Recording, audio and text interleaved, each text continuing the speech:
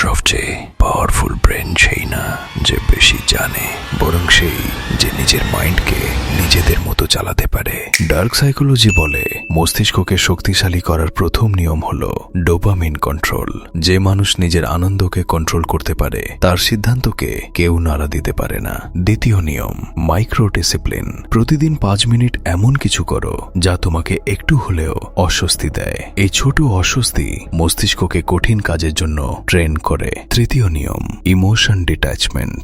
যে মানুষ প্রতিটা কথা প্রতিটা আচরণে রিয়্যাক্ট করে সে নিজের ব্রেন হারিয়ে ফেলে, কিন্তু যে মানুষ রিয়্যাক্ট না করে অবজার্ভ করে সে হয়ে যায় রুমের সবচেয়ে বিপজ্জনক মাইন্ড। মনে রেখো, ব্রেন পাওয়ার তৈরি হয় না পড়ে, তৈরি হয় কন্ট্রোল করে। আর যে নিজের মস্তিষ্ককে কন্ট্রোল করতে পারে সেই সবাইকে কন্ট্রোল করে। এ ধরনের ডার্ক সাইকোলজি ভিডিও পেতে ফলো করুন ব্ল্যাক ব্রেন থিওরি।